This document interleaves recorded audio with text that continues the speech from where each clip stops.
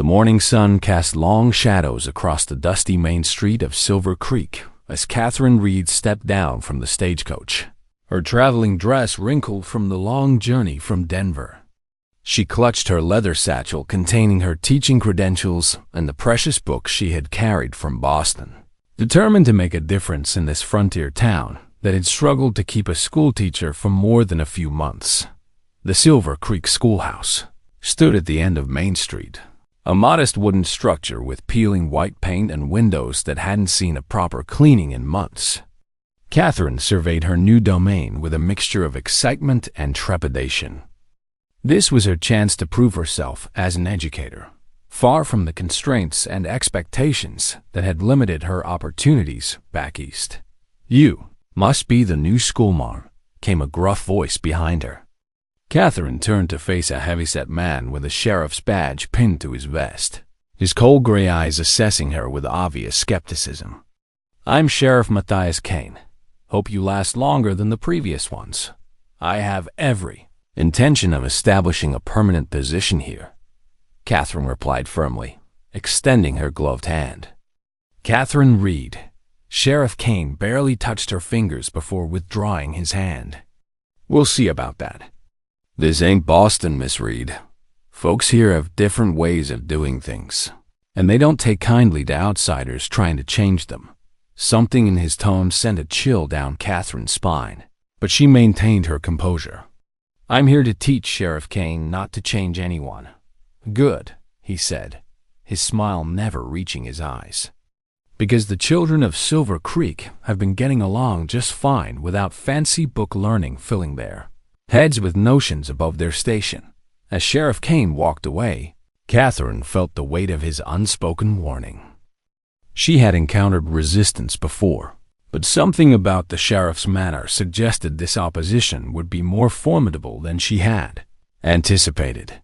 The schoolhouse interior was even more dismal than the exterior. Broken desks, outdated textbooks with missing pages, and a blackboard so faded that chalk barely showed against its surface. Catherine rolled up her sleeves and began cleaning, her determination only strengthening with each obstacle she discovered. By afternoon, curious children had begun gathering outside, peering through the windows at the woman who was scrubbing years of neglect from their schoolroom.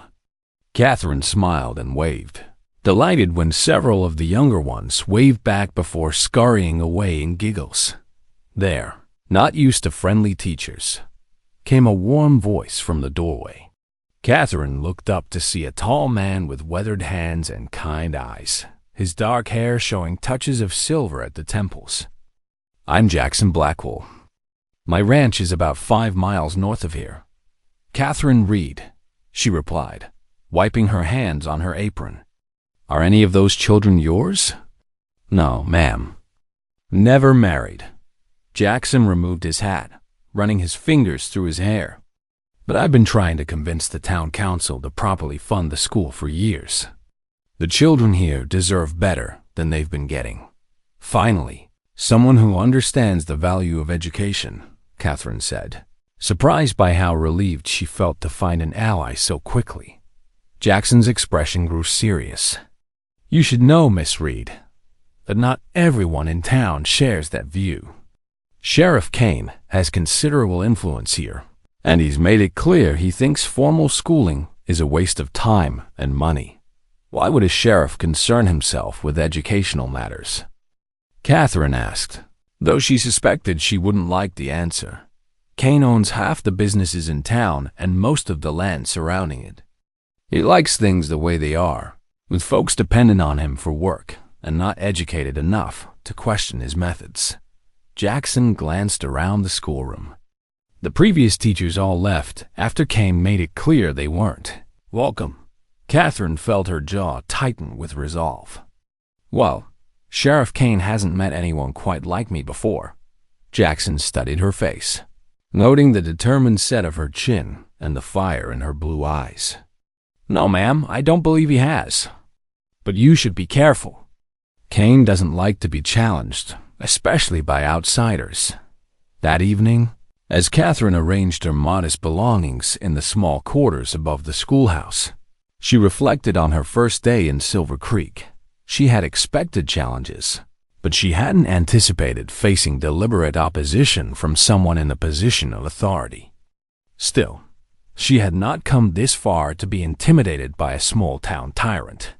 Through her window, she could see the lights of the saloon and general store that Sheriff Kane owned, reminders of his pervasive influence in the community. But she could also see the modest homes where her future students lived, children who deserved the same quality education she had received in Boston.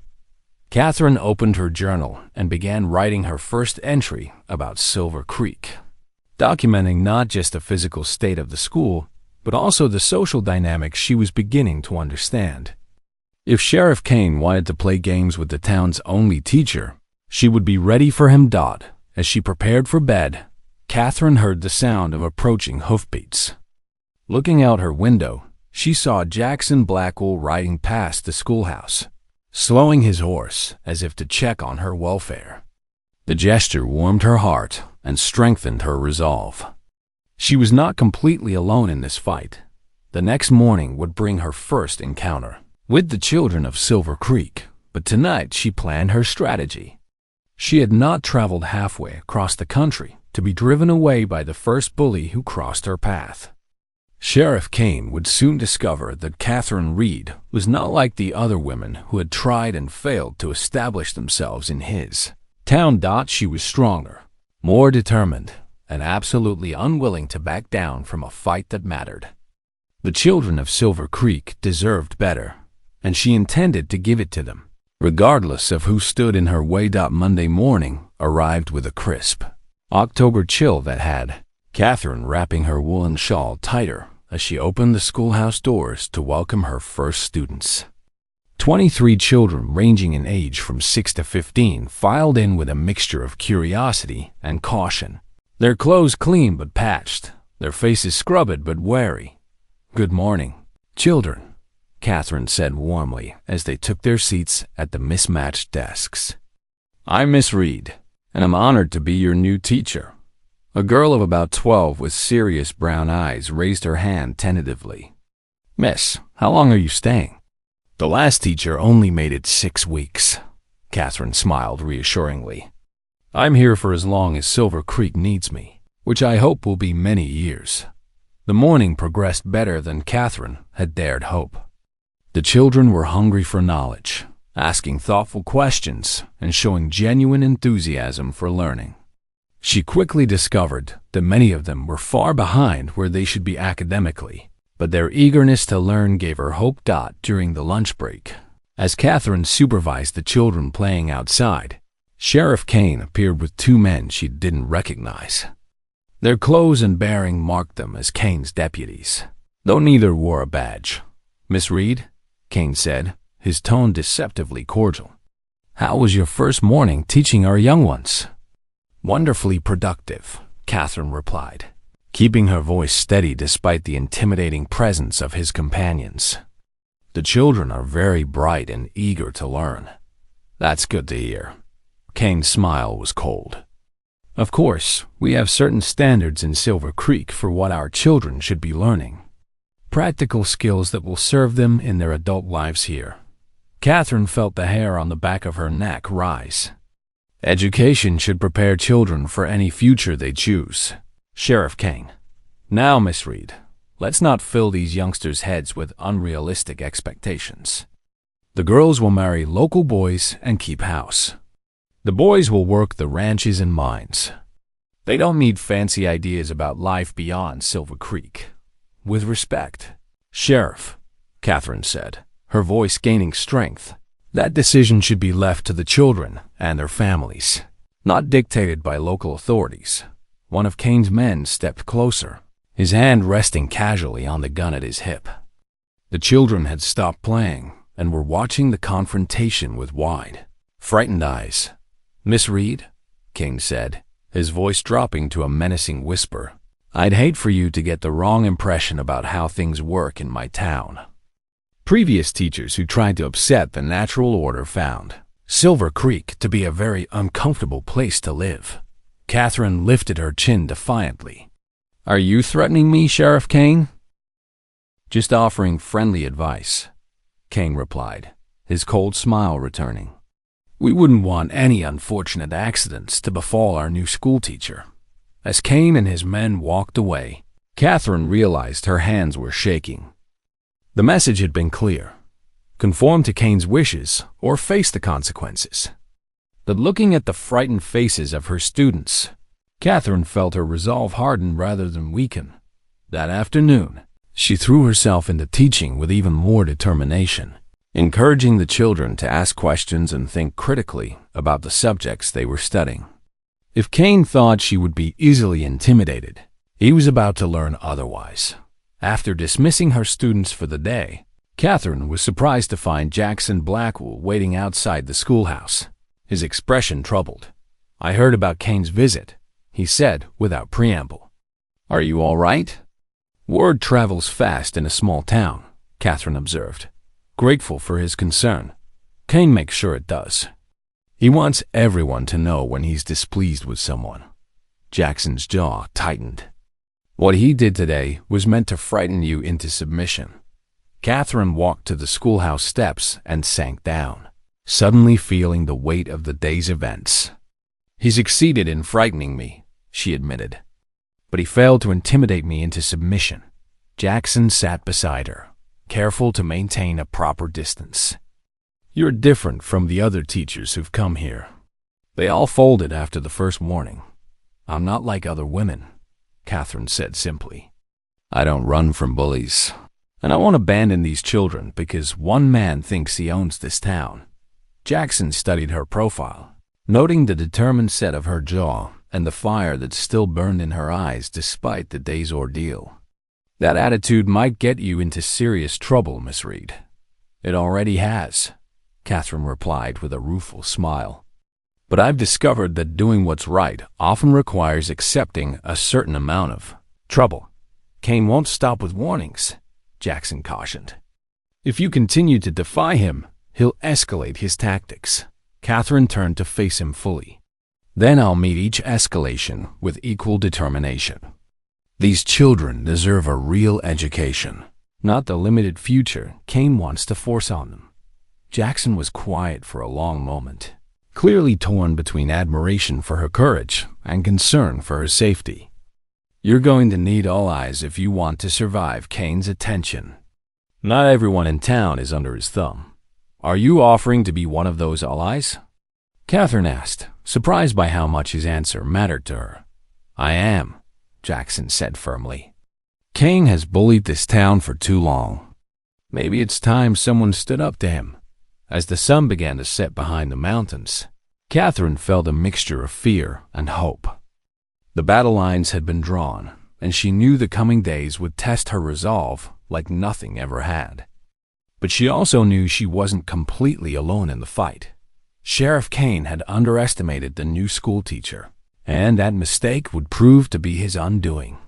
The second week of October brought an unseasonable cold snap that had Catherine starting fires in the schoolhouse stove each morning before her students arrived. But the chill in the air was nothing compared to the increasingly hostile atmosphere that seemed to follow her. Around Silver Creek, it started with small things. The general store owner, who had been friendly during her first week, suddenly became curt and unhelpful when she tried to purchase supplies for the school. The baker ran out of fresh bread just as Catherine approached his shop. Even the postmaster seemed reluctant to hand over her mail, as if association with her might somehow contaminate him.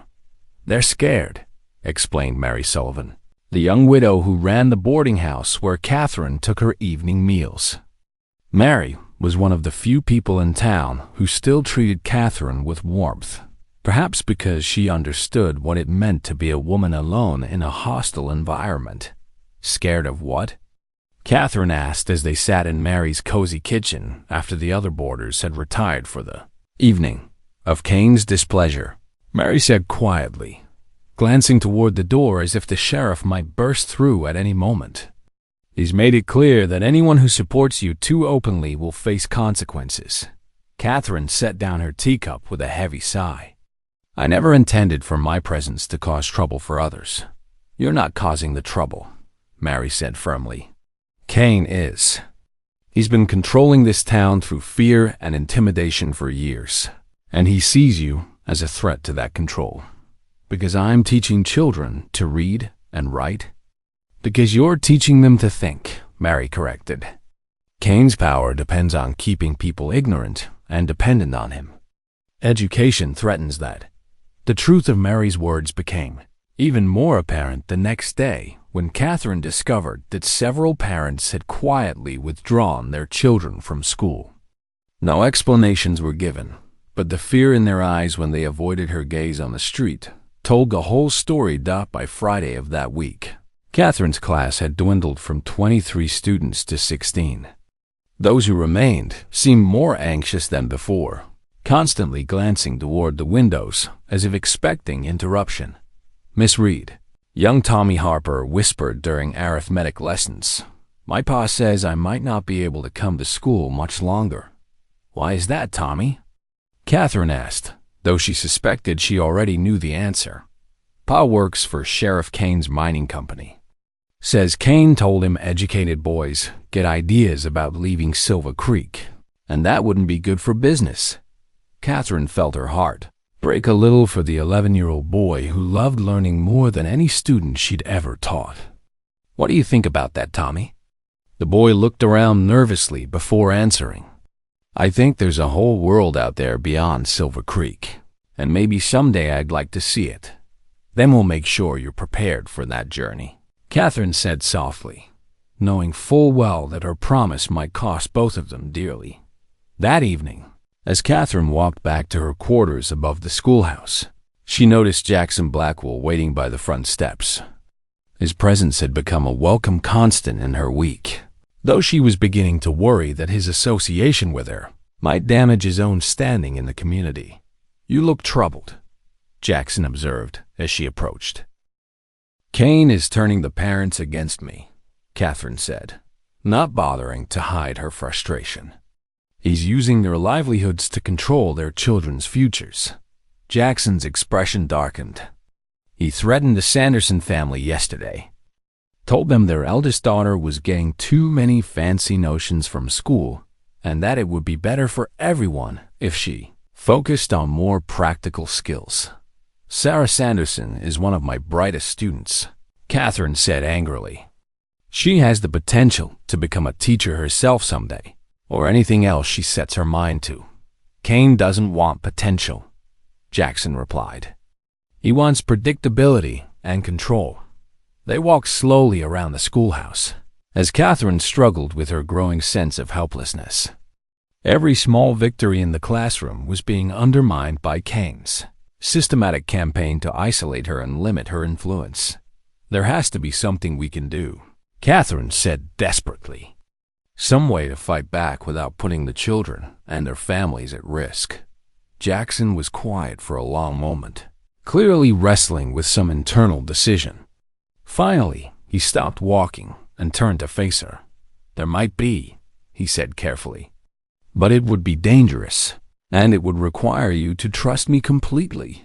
Catherine studied his face in the moonlight, seeing both determination and concern in his features. "What do you have in mind?" "Kane's power comes from controlling information and keeping people isolated from each other. But what if we could find a way to unite the parents who want their children to have a real education? What if we could show them that they're not alone in wanting something better? How would we do that without Kane finding out?" Jackson's smile was grim. "Very carefully, and with the help of people Kane doesn't consider threatening enough to watch closely." Catherine felt a flutter of hope for the first time in days. "People like Mary Sullivan? And others. There are more allies in this town than you might think. Miss Reed, they've just been too frightened to show themselves." As they stood together in the quiet schoolyard, Catherine realized that the fight for Silver Creek's children was about to enter a new phase. Kane had made his position clear through intimidation and economic pressure, but he had underestimated the quiet strength of people who wanted something better for their families. The battle was far from over, and Catherine suspected it would get much worse before it got better. But for the first time since arriving in Silver Creek, she felt like she might actually have a chance to win. November arrived with the first serious snowfall of the season, blanketing Silver Creek in deceptively peaceful white that couldn't hide the growing tension beneath. Catherine's classroom now held only 12 students, their numbers dwindling as Sheriff Kane's pressure on their parents intensified. But those who remained seemed more determined than ever to learn, as if they understood they were fighting for something precious. The breaking point came on a Tuesday morning when Catherine arrived at the schoolhouse to find the front door standing wide open, snow swirling into her classroom. Her heart sank as she surveyed the damage. Desks overturned, books scattered and torn, her carefully prepared lesson plans scattered across the floor like fallen leaves. But it was the tone message scrawled across her blackboard in white paint that made her blood run cold. Last warning. Catherine sank into her damaged chair, fighting back tears of frustration and fear. This was no random act of vandalism. Someone had deliberately destroyed her classroom, and the message made it clear who was behind it. "Miss Reed?" came a small voice from the doorway. Catherine looked up to see Sarah Sanderson standing in the entrance, her eyes wide with shock as she took in the destruction. "Oh, Sarah," Catherine said, quickly wiping her eyes and standing. "I'm afraid there won't be school today." But instead of leaving, Sarah stepped into the room and began picking up scattered books. "Who did this?" she asked quietly. "I don't know for certain," Catherine replied. Though they both knew the truth, other students began arriving, and each one stopped in shock before quietly joining Sarah in cleaning up the mess. Soon, all 12 remaining students were working together to restore their classroom, their young faces set with determination that both broke Catherine's heart and filled her with pride. "We won't let them win," declared Tommy Harper, carefully straightening a torn page in his arithmetic book. "This is our school too." By the time Jackson Blackwell arrived an hour later, the children had restored most of the classroom to order. He took in the scene with growing anger, his jaw tightening as he read the message on the blackboard. "Are you all right?" he asked Catherine quietly while the children continued their work. "Physically, yes," she replied. "But Jackson, I'm not sure how much more of this I can endure. Kane is escalating exactly as you predicted, and now he's involving the children." Jackson's expression was grim. "This crosses a line. Threatening you is bad enough, but attacking a school, frightening children, that's something even Kane supporters might find difficult to stomach." Catherine looked around at her students, who were trying so hard to pretend everything was normal despite the obvious fear in their eyes. "I can't keep putting them in the middle of this conflict. You're not putting them anywhere," Jackson said firmly. "Kane is the one who chose to make children his targets. But maybe that decision will finally turn the town against him." That afternoon, word of the vandalism spread through Silver Creek like wildfire. Catherine was surprised when several parents who had previously withdrawn their children appeared at the schoolhouse, their faces showing a mixture of guilt and anger. "Miss Reed," said Mrs. Harper, Tommy's mother, "we heard what happened here today." Catherine braced herself for more blame or criticism, but Mrs. Harper's next words surprised her. "This has gone too far. Kane might control our jobs, but he has no right to terrorize our children's school.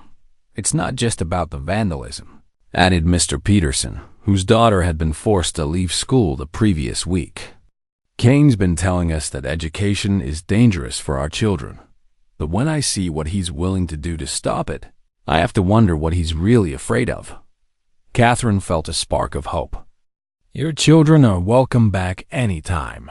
If you're willing to face Kane's displeasure, let him try," said Mrs. Harper with surprising steel in her voice. "I've been thinking about what you told Tommy about preparing for his future. Maybe it's time we stopped letting fear make our decisions for us." That evening, Jackson appeared at Catherine's door with news that both encouraged and alarmed her. "Mary Sullivan has been talking to the other women in town," he reported. "Kane's attack on the school has backfired. People are starting to ask questions about why the sheriff is so determined to keep children from learning. And what conclusions are they reaching?" Catherine asked. "That may be education isn't the threat Kane claims it is. That may be the threat is to Kane himself." Jackson paused, his expression serious. "But that means he's going to get desperate. Desperate men do dangerous things." Catherine nodded, understanding the implication. "What do you think he'll do next?" "I don't know, but we need to be prepared for anything. Kane has too much invested in controlling this town to give up now." As if summoned by their conversation, the sound of approaching horses interrupted them. Through the window, Catherine could see Sheriff Kane and 4 of his men riding slowly down Main Street, their presence an obvious intimidation tactic. "He's making a show of force," Jackson observed, reminding everyone who holds the power in Silver Creek. But as they watched, something unexpected happened. Doors began opening along Main Street, and people stepped out onto their porches. Not to cheer Kane's display, but simply to stand and watch with expressions of quiet defiance. Mary Sullivan appeared on her boarding house steps. Mrs. Harper emerged from her home with Tommy beside her. Even Mr. Peterson, who owned a feed store and depended heavily on Kane's business, stood in his doorway with his arms crossed. Kane seemed to sense the shift in the town's mood. His confident posture faltered slightly as he realized his intimidation tactic was having the opposite effect than intended. The people of Silver Creek were no longer hiding from him. "Look at that," Catherine whispered, amazed by the quiet courage being displayed throughout the town. Kane wanted to show everyone his power, Jackson said with satisfaction. Instead, he's shown them theirs. As Kane and his men rode out of sight, Catherine felt something shift inside her. The fear that had been her constant companion for weeks began to transform into something else. Determination, anger, and most importantly, hope. The breaking point had been reached. But instead of breaking Catherine's spirit, it had forged something stronger. Kane had made his biggest mistake by attacking the children and their school. Now the real fight could begin, and Catherine was ready for it. The days following the schoolhouse vandalism brought unexpected developments that filled Catherine with cautious optimism. Parents who had withdrawn their children began returning them to school, and several who had never enrolled their children before appeared at her door asking about classroom space.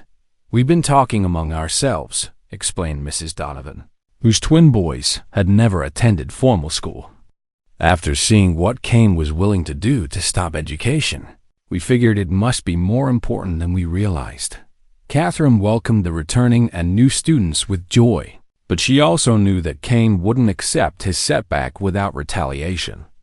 She needed to be smarter about how she fought back, and that meant gathering information about her enemy's vulnerabilities. The opportunity came from an unexpected source. Mary Sullivan approached Catherine during their usual evening tea with news that made Catherine's pulse quicken.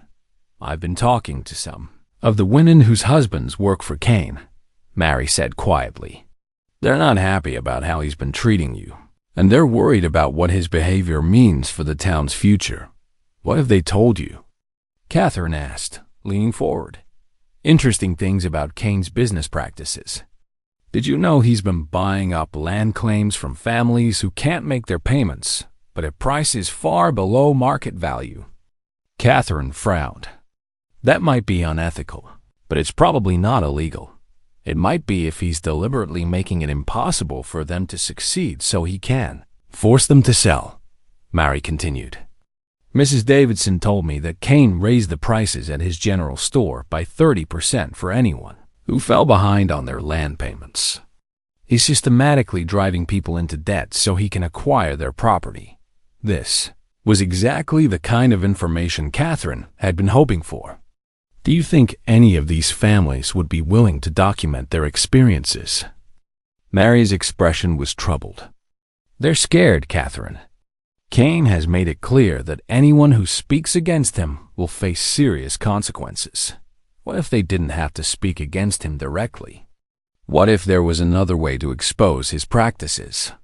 The next morning, Catherine sent word to Jackson that she needed to speak with him urgently. They met at the schoolhouse after her students had gone home for the day, and Catherine shared what she had learned from Mary. Jackson listened with growing interest, his expression becoming more animated as Catherine described Kane's systematic acquisition of local properties. "If we could prove he's been manipulating people into debt to force land sales, that would be fraud," Jackson said. "Federal crime, not just territorial. But how do we prove it without putting the victims at risk?" Catherine asked. Jackson was quiet for a moment, clearly thinking through the possibilities. What if we approached it from the other direction? Instead of asking the victims to speak out, what if we documented Kane's methods ourselves? How would we do that? Kane keeps records of all his business dealings at his office above the saloon. If we could get access to those records, we might find the proof we need without involving the families directly. Catherine stared at him. "Are you suggesting we break into Sheriff Kane's office?" "I'm suggesting we gather evidence of illegal activity by whatever means necessary," Jackson replied carefully. "The people of this town have suffered under Kane's control for too long. Sometimes doing what's right requires taking risks." Catherine felt a mixture of excitement and terror at the suggestion.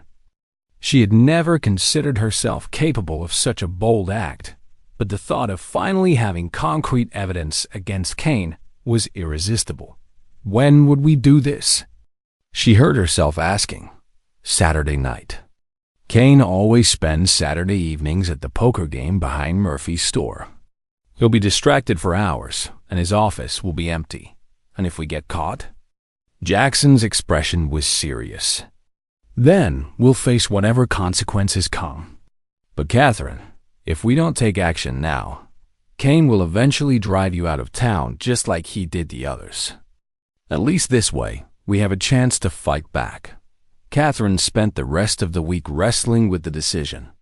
The rational part of her mind insisted that breaking into Kane's office was too dangerous, too risky. But every time she looked at her students' eager faces or heard another story of Kane's manipulation, her resolve strengthened. Friday evening, she made her final decision. "I'm in," she told Jackson when he stopped by the schoolhouse. "Whatever happens, we need to try." Jackson's relief was evident. "We'll be careful, Catherine. We'll get in, find what we need, and get out without anyone knowing we were there. And then what? Even if we find evidence, who do we take it to? Kane controls the local law enforcement. There's a federal judge who rides this circuit once a month. He'll be here in 2 weeks. If we can present him with solid evidence of Kane's crimes, he'll have the authority to act." Saturday night arrived with heavy cloud cover that obscured the moon, providing perfect conditions for their clandestine mission. Catherine dressed in dark clothing and met Jackson behind the schoolhouse at 11 o'clock. "Are you ready for this?" Jackson asked quietly. Catherine nodded, surprised by how calm she felt. "I've been ready since the day I arrived in Silver Creek and saw how Kane was controlling these people. They made their way carefully through the back streets of town, avoiding the main thoroughfares where they might be seen. Kane's office was located above his saloon, accessible through a rear staircase that was usually guarded, but would be empty while Kane was at his poker game. The lock on Kane's office door was old and poorly maintained, yielding to Jackson's careful ministrations with a knife blade after several tense minutes. Inside, the office was neat and organized, with filing cabinets lining one wall and a large desk dominating the center of the room. "You take the files. I'll search the desk," Jackson whispered, lighting a small candle to provide illumination.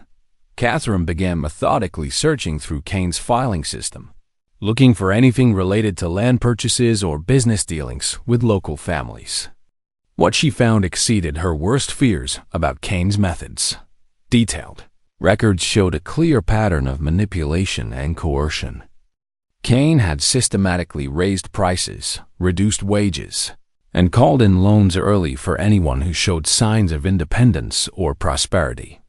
He had then swooped in to purchase their land at drastically reduced prices, building his empire on the misfortune of others. "Jackson," Catherine whispered urgently. "Look at this." She handed him a folder containing correspondence between Kane and a mining company back east. The letters revealed that Kane had been deliberately suppressing the development of Silver Creek in order to keep land prices low while he acquired as much property as possible. Once he owned the majority of the town, he planned to sell out to the mining company for an enormous profit, leaving the residents to deal with the environmental and social consequences of large-scale mining operations. "This is it," Jackson breathed. "This proves everything." They quickly copied the most damning documents, working by candlelight to reproduce the evidence they would need to present to the federal judge. Catherine's hands trembled slightly as she wrote, but her determination never wavered. As they prepared to leave Kane's office, Catherine caught sight of one more file that made her blood run cold. It was labeled Problem Residents and contained detailed plans for dealing with anyone who opposed Kane's control of Silver Creek. Her own name was at the top of the list. Catherine stared at the file containing Kane's plans for dealing with problem residents, her hands shaking as she read the detailed strategies for intimidation and removal. Her name topped the list, followed by Jackson's and several others who had shown signs of independence or resistance to Kane's authority. "We need to copy this too," she whispered to Jackson, though her voice was steadier than she felt. Jackson read over her shoulder, his expression growing darker with each line. Kane's plans went far beyond simple intimidation. The sheriff intended to frame his opponents for various crimes, using his position and influence to have them arrested and removed from Silver Creek permanently. "Catherine, this changes everything," Jackson said quietly. "Kane isn't just trying to control the town anymore. He's planning to eliminate anyone who might expose his operations." They quickly copied the additional documents, working with new urgency now that they understood the full scope of Kane's intentions. As they prepared to leave the office, Catherine felt a mixture of terror and determination unlike anything she had ever experienced. "What happens now?" she asked as Jackson carefully relocked the door behind them. "Now we have 2 weeks to prepare our case before the federal judge arrives. But we also need to warn the others on Kane's list and start building a coalition of people willing to stand up to him." The journey back to the Bad schoolhouse felt both endless and too short. Catherine knew that once they acted on the information they had gathered, there would be no turning back. Kane would respond with all the power at his disposal, and the confrontation would determine the future of Silver Creek. Sunday morning brought unexpected developments. Word had somehow spread through town that Catherine and Jackson had important information about Kane's activities. People began appearing at the schoolhouse in small groups, speaking in hushed voices about their experiences with the sheriff's manipulation and control. "Mrs. Patterson told me you might be able to help," said Edward Mills, a rancher whose family had been struggling to make their land payments. "Kane's been pressuring me to sell, but something about his offer didn't seem right." Catherine exchanged glances with Jackson before responding carefully. "What kind of pressure has he been applying?" "Raised the prices at his store, made it harder for me to get supplies on credit. Even had my cattle scattered twice by men who claimed they were just passing through." Mill's jaw tightened. "When I complained, Kane offered to buy my ranch for about half what it's worth. Said it would solve all my problems. Would you be willing to testify about these experiences before a federal judge?" Jackson asked. Mills hesitated, clearly afraid, but finally nodded. "If it would stop Kane from doing this to other families, yes, Similar conversations took place throughout the day as more residents came forward with stories of Kane's manipulation.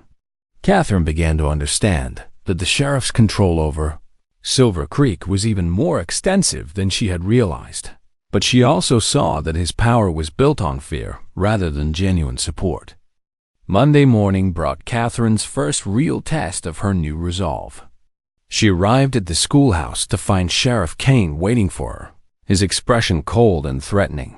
"Miss Reed," Kane said pleasantly, though his eyes held no warmth. "I hear you've been having interesting conversations with some of our local residents." "I've been speaking with parents about their children's education," Catherine replied steadily. "Is there something wrong with that?" "Nothing at all, as long as you're not filling their heads with unrealistic expectations or encouraging them to question established authority." Catherine felt the familiar flutter of fear in her stomach, but this time she didn't let it show in her voice. "I encourage my students and their families to think for themselves, Sheriff Kane. Isn't that what education is supposed to do?" Kane's pleasant facade slipped slightly. "Careful, Miss Reed. You're walking a dangerous path." "The only thing dangerous here is ignorance," Catherine replied, surprised by her own boldness. "And I intend to fight that with every tool at my disposal." As Kane stalked away, Catherine realized that the lines had been drawn. The sheriff now knew that she wouldn't be intimidated into submission, and the final confrontation was inevitable. That evening, Jackson appeared at her door with news that both encouraged and alarmed her. "The word is spreading faster than we expected," he reported. "People are talking openly about Kane's methods for the first time in years. But that also means Kane knows something is happening. How much time do we have before he takes action?" Catherine asked. "Not much. I've heard he's planning to call a town meeting tomorrow night. Officially, it's to discuss the school's future, but I suspect he's planning to make his move against you publicly." Catherine felt her resolve crystallize. "Then we need to be ready for him." The next day, Catherine taught her classes with extra determination, knowing that everything she had worked for in Silver Creek hung in the balance. Her students seemed to sense the tension, watching her with worried expressions that broke her heart. "Miss Reed," young Sarah Sanderson asked, after the other students had left, "are you going to have to leave Silver Creek?" Catherine knelt beside the girl's desk, taking her small hands in her own. "I'm going to fight to stay, Sarah, because you and the other children deserve the best education I can give you. My ma says Sheriff Kane is real mad about something. Sometimes adults disagree about what's best," Catherine explained carefully. "But I believe that learning and growing and thinking for yourself is always right, no matter what anyone else says." That evening, the entire town gathered in the church for Kane's meeting. Catherine sat in the back with Jackson, Mary Sullivan, and the other families who had pledged their support. The tension in the room was palpable as Kane took his place at the front. "Friends and neighbors," Kane began, his voice carrying easily through the crowded space, "we're here tonight to address a serious threat to our community's way of life." He gestured toward Catherine, his expression filled with theatrical concern. "Miss Reed has been filling our children's heads with dangerous ideas, encouraging them to think they're too good for the honest work their parents do. She's been telling them to question authority and disrespect the natural order that has served Silver Creek so well." Murmurs rippled through the crowd, some supportive of Kane, others clearly uncomfortable with his words. "Furthermore," King continued, his voice rising, "I have reason to believe that Miss Reed has been engaging in activities designed to undermine law and order in our town. Criminal activities that threaten the safety and prosperity of every family here." Catherine felt Jackson tense beside her, but she remained calm. This was the moment she had been preparing for, and she was ready. "Sheriff Kane," she said, standing up so her voice would carry clearly, "those are serious accusations. Do you have any evidence to support them?" Kane's smile was predatory. "As a matter of fact, I do." He produced a small leather pouch from his pocket, holding it up for all to see. This was found in Miss Reed's schoolhouse this morning during a routine inspection. It contains gold coins stolen from the bank in the next county over. Gasps echoed through the church as people stared at Catherine in shock.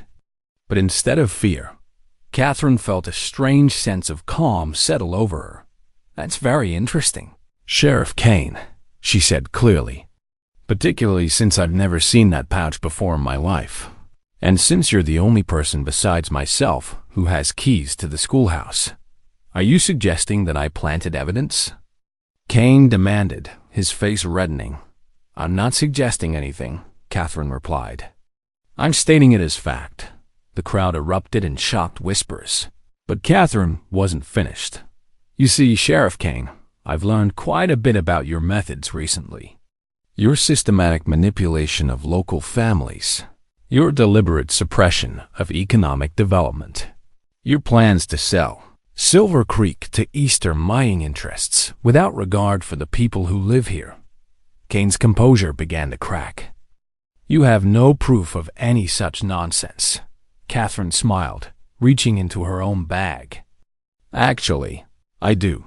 The church fell silent as Catherine pulled out the copied documents she and Jackson had taken from Kane's office. The pages rustled in the stillness as she held them up for everyone to see. "These are copies of Sheriff Kane's own records," Catherine announced, her voice carrying clearly through the packed building. "They document years of systematic fraud, intimidation, and manipulation designed to force families from their land so Kane could acquire it cheaply." Kane's face had gone white, but he quickly recovered his composure. "Those documents are forgeries, obtained through illegal means. Even if they were real, they would be inadmissible in any court of law."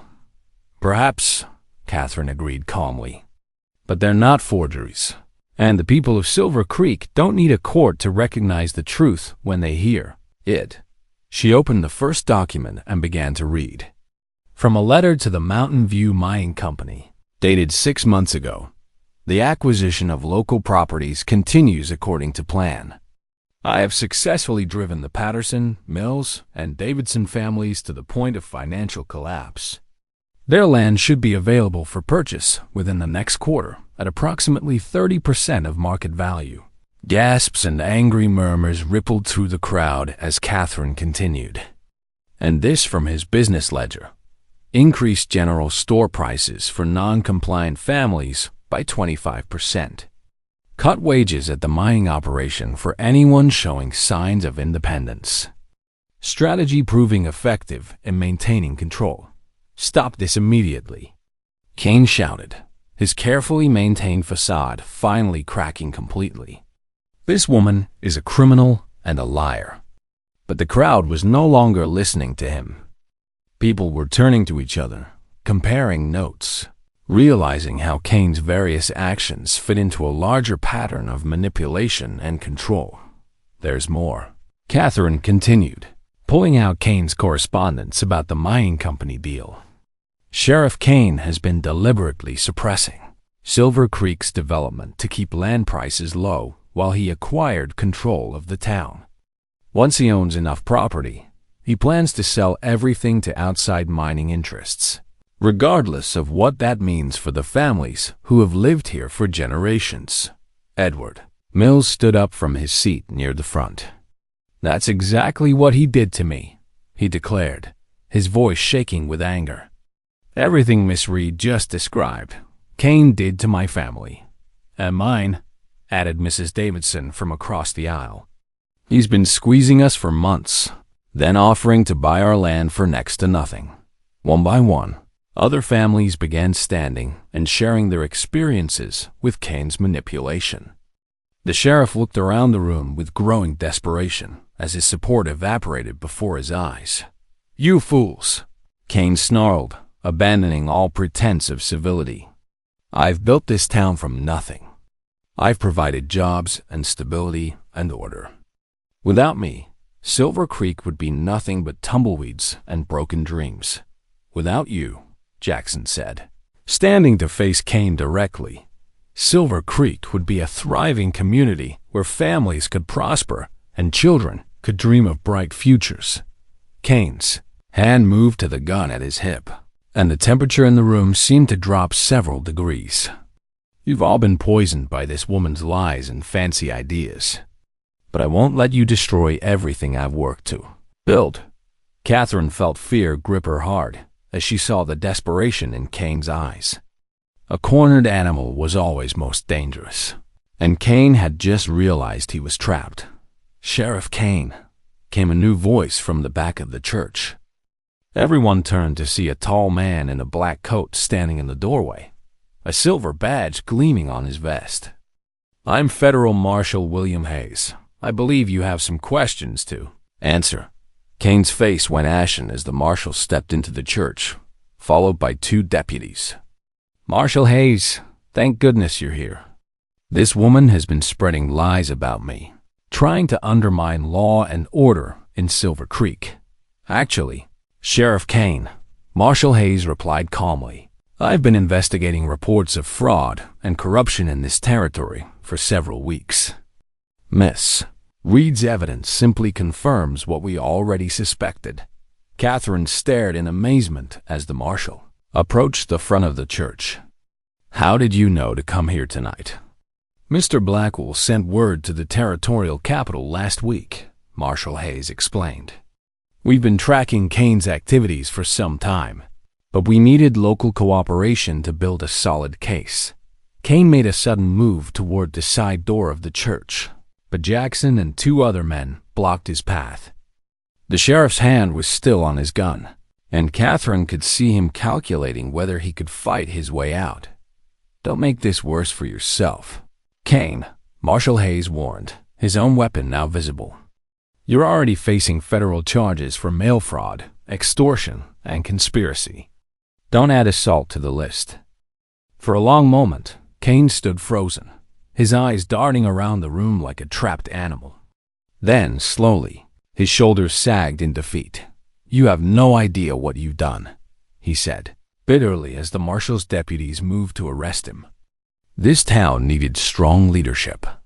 Without me, you'll all be back to scratching in the dirt within a year. We'll manage just fine without you." "Kane," Mrs. Harper called out from the crowd, and murmurs of agreement echoed through the church dot as the deputies led Kane away. Catherine felt a mixture of relief and exhaustion wash over her. The confrontation she had been dreading for weeks was finally over, and somehow she had emerged victorious. "Miss Reed," Marshal Hayes said, approaching her as the crowd began to disperse, "I want to thank you for your courage in gathering this evidence. Without people like you willing to stand up to corruption, men like Kane would continue to terrorize entire communities." "I just did what needed to be done," Catherine replied, still hardly believing it was over. "You did more than that," Jackson said, appearing at her side with a smile that made her heart race. "You saved this town." As they walked out of the church together, Catherine looked around at the faces of her neighbors and students. People were talking and laughing with a freedom she hadn't seen since arriving in Silver Creek, as if a weight had been lifted from the entire community. "So what happens now?" she asked Jackson as they stood under the starlit sky. "Now we rebuild," he said simply. "We turned Silver Creek into the kind of place it was always meant to be. A place where families can prosper and children can dream of any future they choose." Catherine smiled, feeling a deep sense of satisfaction and hope for the first time in weeks. "I like the sound of that." Spring arrived early in Silver Creek, bringing with it a sense of renewal that seemed to permeate every corner of the town. 3 months had passed since Sheriff Kane's arrest and removal, and the transformation was remarkable. Without his oppressive influence, the community had begun to flourish in ways that surprised even Catherine. The schoolhouse had been expanded to accommodate the influx of new students whose parents now viewed education as an opportunity rather than a threat. Catherine had been joined by a second teacher, Miss Emma Collins, a young woman from Denver who had heard about Silver Creek's commitment to quality education and requested a position. "I can't believe how much the town has changed," Emma remarked as they prepared their lessons for the day. Everyone seemed so much happier and more hopeful. Catherine smiled as she arranged wild flowers on her desk, a gift from her students that had become a daily tradition. It's amazing what people can accomplish when they're not afraid to dream. The changes extended far beyond the school. With Kane's artificially inflated prices eliminated, local businesses were thriving. New families had moved to Silver Creek, drawn by reports of fair dealings and community cooperation. The town had even established its first elected council, with Jackson serving as the first mayor chosen by popular vote. Miss Reed called Tommy Harper as he rushed into the classroom, his face glowing with excitement. Pa says the stage line is going to make Silver Creek a regular stop now that we're growing so fast. That's wonderful news, Tommy, Catherine replied, delighted to see the boy's enthusiasm. What does that mean for your family? Pa's thinking about expanding the feed store, maybe even building a proper hotel for travelers. Tommy's chest puffed with pride. He says education really does open up possibilities, just like you always told us. As her students settled into their seats for the morning lessons, Catherine reflected on how much her own life had changed since that confrontation in the church. She had found her place in Silver Creek, not just as a teacher, but as a valued member of a community that had learned to appreciate the power of knowledge and cooperation. After dismissing her students for lunch, Catherine was surprised to find Jackson waiting outside the schoolhouse with a serious expression on his face. "Jackson, is everything all right?" she asked, immediately concerned. "Everything's perfect," he replied, then smiled at her confused expression. "Catherine, would you take a walk with me? There's something I need to discuss with you." They strolled toward the edge of town, where the school had established a small garden that the children tended as part of their natural science studies. The vegetables were just beginning to sprout, promising a bountiful harvest for the community. "Catherine," Jackson began, then stopped and took her hands in his. "These past few months have shown me something I should have realized long ago." Catherine's heart began to race as she saw the look in his eyes. "When I first met you, I was impressed by your courage and determination. But I've come to realize that what I feel for you goes far deeper than admiration." He took a deep breath. "I love you, Catherine Reed. I love your strength, your intelligence, your compassion for others, and your refusal to back down from what's right." Catherine felt tears spring to her eyes. "Jackson, let me finish," he said gently. "I know you came to Silver Creek to build a career, to make a difference through teaching. I would never ask you to give up that calling. But I'm hoping you might consider sharing your life with someone who loves and respects everything about who you are." He dropped to one knee right there among the young vegetables, pulling a simple gold ring from his pocket. "Catherine Reed, will you marry me?" Catherine looked down at this man who had stood by her through the darkest moments of her fight against Kane, who had supported her dreams and encouraged her strength. She thought of all the reasons why marriage might complicate her life as a teacher, then realized that those concerns paled beside the joy of spending her life with someone who truly understood and valued her.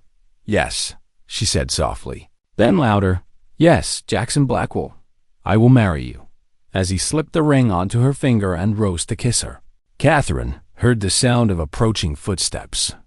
Turning, they saw several of her students running toward them, having apparently witnessed the proposal from the schoolhouse windows. "Miss Reed's getting married," shouted Sarah Sanderson, and soon a crowd of children and adults had gathered to congratulate the couple. "Does this mean you'll be leaving us?" asked Mrs. Harper with genuine concern. "Never," Catherine said firmly, her arm linked through Jackson's. "Silver Creek is my home, and these children are my calling. Marriage won't change that." "Good thing," Jackson added with a grin, "because the town council has already approved the construction of a new house for us right here in town, close enough that Catherine can continue teaching for as long as she wants."